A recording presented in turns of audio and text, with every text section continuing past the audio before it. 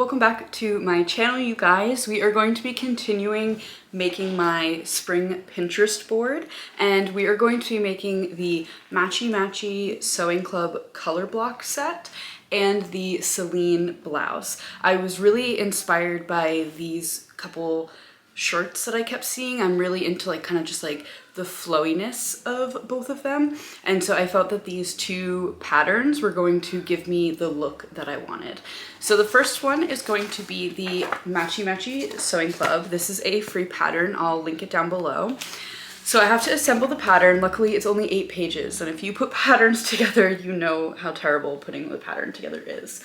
These are the fabrics in between. So this is just a really nice lightweight blue linen, a striped seersucker, or is that what it is? Yeah, seersucker. It's really nice. I have a lot of this too. And this floral here. So all blue.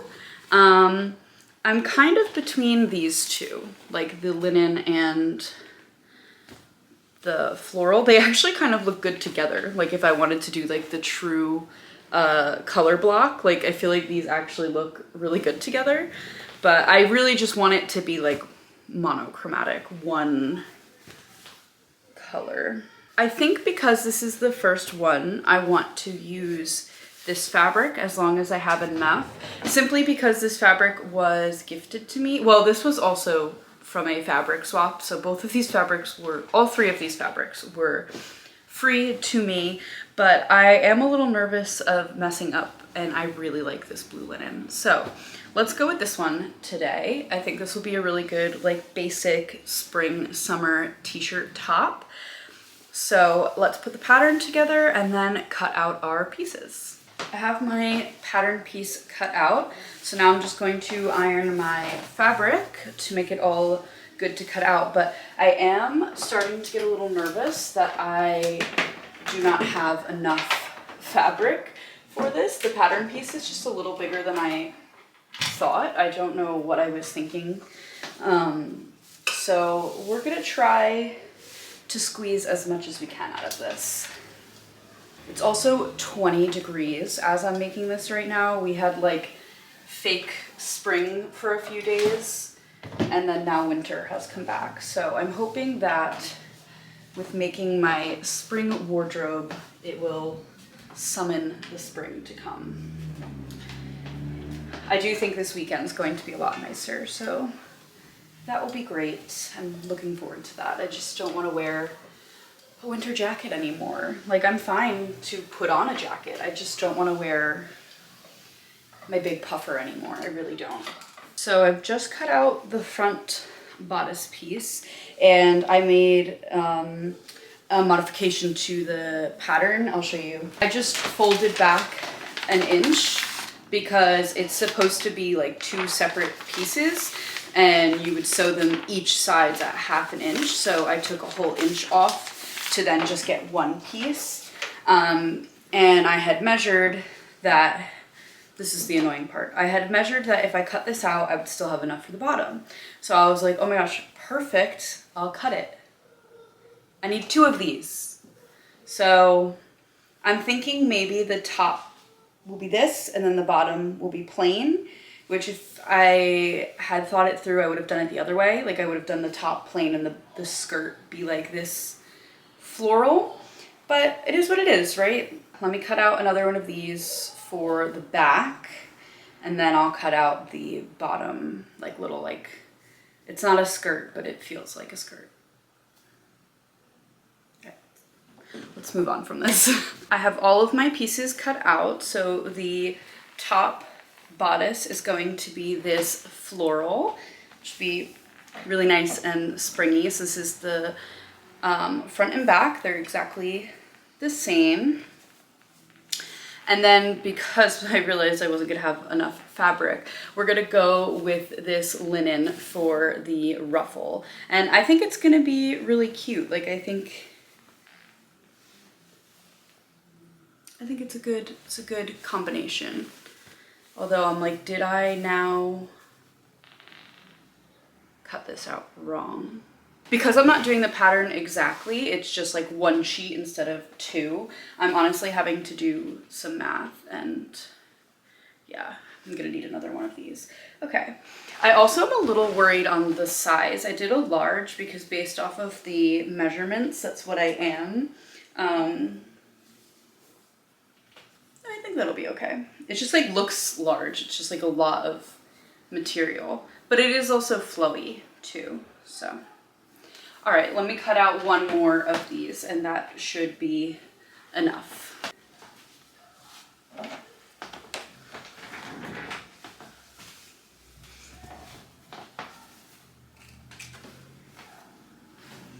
How am I literally always losing my scissors? Okay.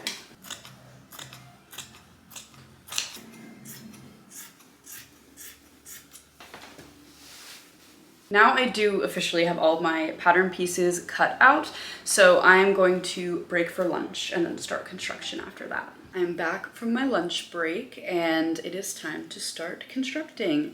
And I do think that this is going to be a really simple construction, which I'm very excited about. I think it's just like connect at the top, connect at the sides, do the gather, and I think there's some bias tape, which I'm contemplating making out of the leftover of this linen. I was hoping that I can maybe get another shirt out of this linen, but that might not be a possibility. So maybe I'll make the bias tape out of this, or I can make the bias tape out of this same fabric. Or I also have, I think it's technically quilt binding, but it is bias tape, like it was cut on the bias. It is thicker than what I would want, so maybe I would just kind of like cut it in half and use just half of it. I feel like the cream could kind of look cute, but also maybe not because the background of this is pure white. But bias tape should be the last step, so I'll think about that when I get to that step in the process. I think the first thing is going to be probably attaching the shoulder seams. So let me take a look at the pattern. Okay, cool, yeah. So it is just doing the shoulder seams. Oh, wait. Oh, okay. So I think I'm gonna have to do the construction a little different. They have these bottom pieces that is gonna be like gathered to make the little like this piece. They have that going on the front and the back first and then attaching the front and back to each other. But I actually have 3 of these pieces. So I think I'm going to attach my bodices together and then put the gathered like skirt situation on after that.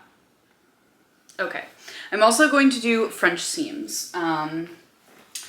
I have just made it kind of my goal to make clothes that are going to last, and I don't have a serger and I don't have a machine that has an overlocking stitch anymore, and I just don't think a zigzag stitch cuts it. So we are going to do French seams. All French seams are is just sewing it right sides together, or wrong sides together. So like you're sewing on top of the right side of your fabric. So this is the right side, this is the wrong side.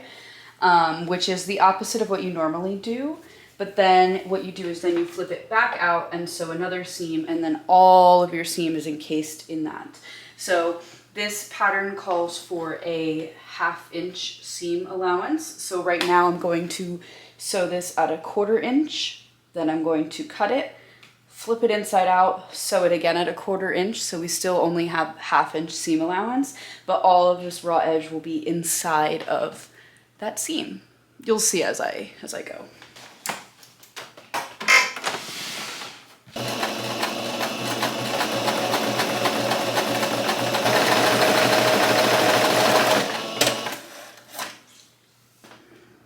You know what? While I was there, I should have also done this little side seam. So I'm gonna do that real quick. Okay, now I am back and I'm going to cut. You can see that my seam is here. Actually, you really can't see. Anyway, my seam is right here and there's a little bit on top of it, and I'm just going to cut that away so that when we fold it and iron it, all of the fraying and everything should stay inside this little encase.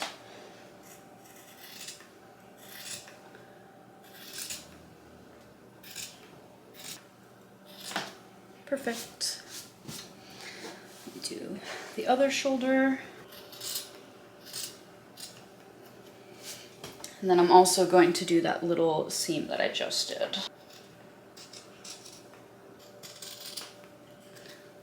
Now we're going to turn it inside out. And I'm going to just kind of like roll the seam open and then press it really smooth. So it's kind of like a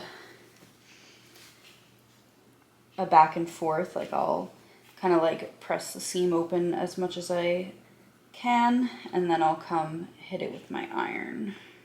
I do take my time on this because I want it to look really good and not be very wonky, because I feel like you can get a really wonky French seam if you don't press your seam open all the way.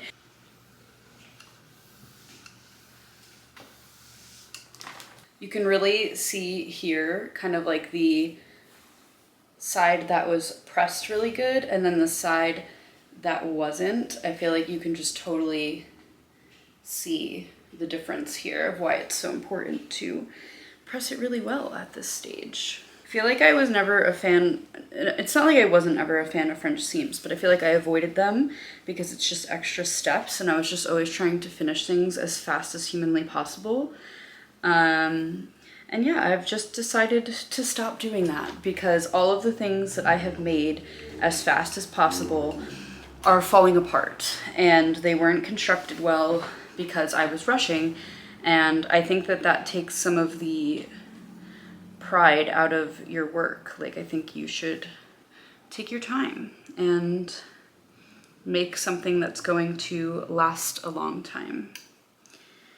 I've been really inspired by Carly B.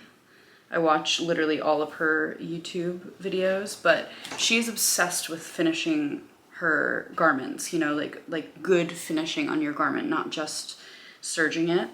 And it's really inspired me to like just take a moment and really make my garment as nice as I possibly can, because I should have clothes that are made really well because I made them. It's all pressed and ready to go, so I'm just going to do the next final stitch for the French seam.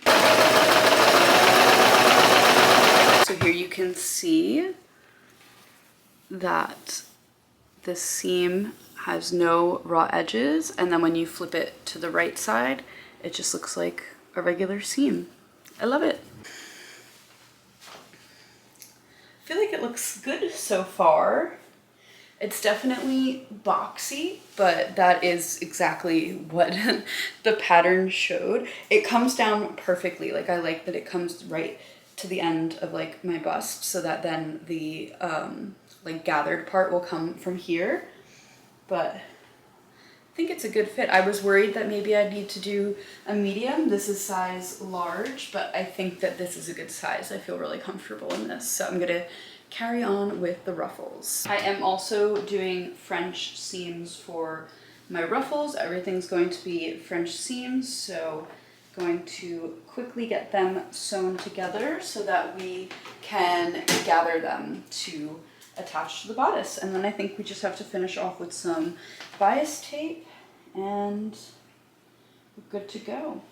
Those are my famous last words. I'm always like, I just have, and then I name 3 steps where one of them is going to 100% go wrong and then derail the whole project. But I feel good about this one. I think that we're nearing the end. I also have been really only using my clips, and today I just suddenly was like, you know what? I want to use pins and I'm gonna pin everything. I don't know what just made me feel like pins today, because I usually do not use pins. I've been using like these clips. I don't know, Just feeling the pins today.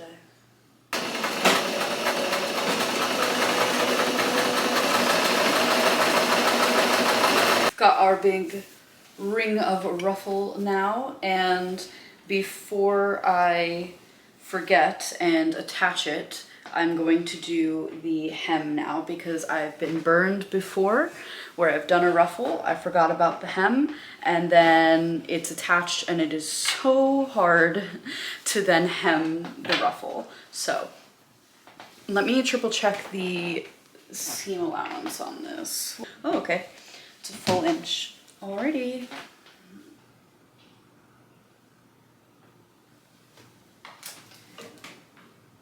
I'm a firm believer in like it doesn't have to be that precise as long as you do the same all the way around. So like I'm probably not going to measure again. I'm just going to eyeball it and make sure it's all the same length because it's a ruffle. Like it's not like pants. Like definitely I think you should measure for pants, but for a ruffle, I don't think you have to measure.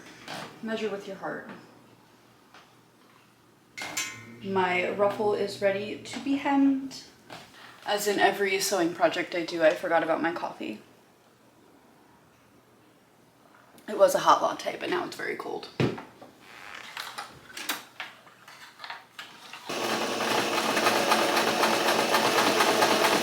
Now I am debating if I trust a basting stitch again on my machine or if I hand gather this. Of late I have been hand stitching a basting stitch and then gathering because I just, whenever I do a basting stitch, it always snaps. Like it just, I end up wasting so much time because I'll be like so close to being done with my gather and then snap and I have to restart. So I don't know. Maybe I'll try it one time, and if it snaps, then I'm gonna hand gather it, and then I'll be mad because I could have just hand gathered from the start, but let's see. I'm gonna try and then I will report back. For once, this is actually going very well, and I hope I don't regret saying that because this is going surprisingly better than it has, and I've been gathering a lot recently. Just the things that I've been making have required a gather. I will say though, I kind of do like doing it by hand. I feel like, because then I can like gather it as I like stitch almost. Like, I don't know, maybe I'll still hand gather because I feel like this is still kind of double the work. I don't know. Am I crazy for preferring hand gathering over this?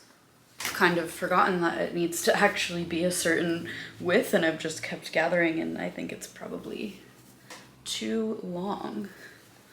Let's see. This is the length I need it and here's where it's at. So I can let some of these gathers go. I'm just lining it up so that there's two side seams kind of like on the side because the only other option is to have it go straight down the middle and I don't really want that. So the middle side is going to go on the back side. So I'm just pinning these down now. And I'm not doing a French seam because I don't really know how to do a French seam for a gather. So that's something I need to learn. And I'm probably going to finish this seam off with bias tape. Here's our fit check. I'm definitely really liking this. It's coming out so cute. I do think that maybe I could have gone to a medium. Like there's just a lot over here, but then again, if I did the medium, I feel like it's gonna be too tight on my chest and then I'd be annoyed and never reach for it. So I just have to do the bias tape on both the sleeves and the collar, and then I also am going to do some bias binding on this inside seam of the ruffle and the bodice.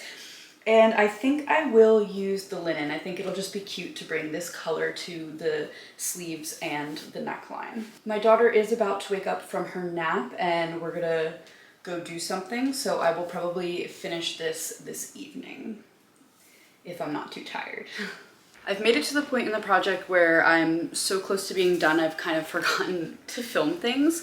So the only thing I've done is I've made the cuffs and the bias tape. So this is for the collar, and then this is for my inside seam because I'm going to do a bound seam. So I think I'm going to start with the cuff because I think that will just be easier to start with. I'm going to do French seams again because I do not want to bias bound these later. I only want to have to do that to one seam, so I'm going to French seam this.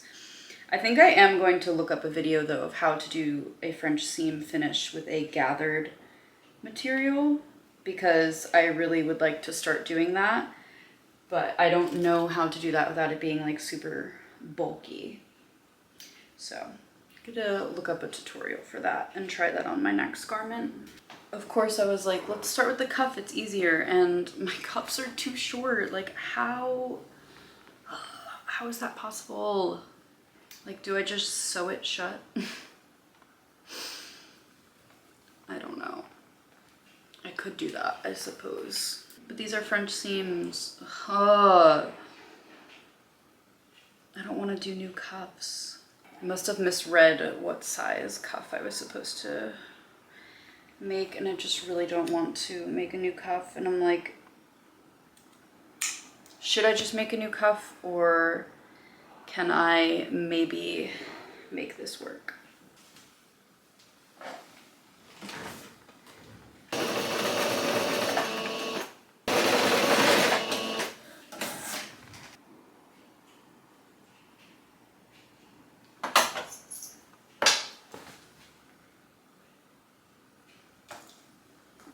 Okay, I'll be back.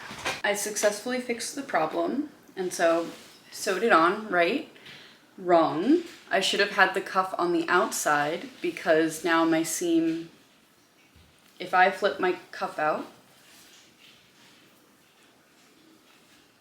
oh wait, and then I turn it in.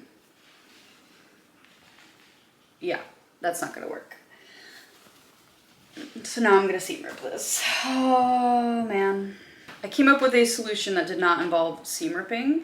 Do I think that it's necessarily the right thing I should have done? No, but it works for me. So I did end up keeping this on exactly how it was. I didn't seam rip it off. So what I'm going to do is I'm going to turn it up and then turn it onto my garment. And then I'm going to give it a top stitch here. So instead of it being a separate cuff, it's going to kind of be like on the sleeve. And I'm totally okay with that. And it saves me from having to seam rip and redo it all. I finished the top. The day of that last clip was 3 days ago, and I did finish this very late that night. And then what did I do in those couple days until now? Well, of course, I had to make my daughter a mini one. I just can't stop. Honestly, what happened was she wanted to sew. I didn't have a project ready because I had just finished this. And so we cut out some fabric and started making this for her, and it came out so adorable. Like, it is like perfectly the little mini of this, but I didn't add sleeves because I didn't feel like drafting them. And I did add a little made by mom tag. I actually added a tag to the back of this shirt too, because I want to start documenting that I made it, when I made it, and just having a front and a back, and I never have tags, so I did make one. Here are my final thoughts. I loved this pattern. I will definitely be making this pattern again because this top is just like a perfect basic, and I love a basic. My whole closet is basics, so if I could take a basic and make it fun with like a print, perfect. So I will be making this again. I think it's comfortable. I think it's perfect for what I need. I need shirts that I can move in because I have a toddler and I bring her to the park and things like that. So love the top, love the pattern. It was a quick sew. It did take me a while because of the finishes I chose. I chose to do French seams. I chose to do a bias bound seam here, but I'm happy that I did that because I literally have a stack of projects that I'm about to seam rip and remake, because I flew through them, I made them too fast, I didn't finish them well, and what happened? They're literally falling apart. So I do think this top will last me. It is perfectly in my style, so I am so happy with it. Before I cue the montage, just wanted to say thank you guys so much for watching. Thank you for being here. Be sure to like and subscribe, and I'll see you guys in the next one. Bye.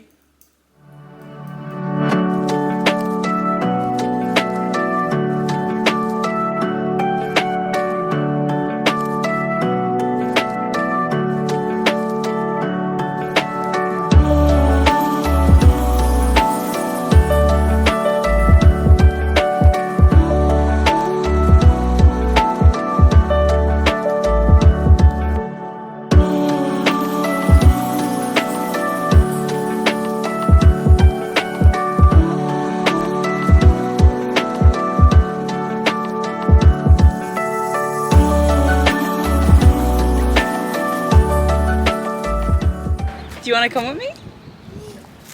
Come here.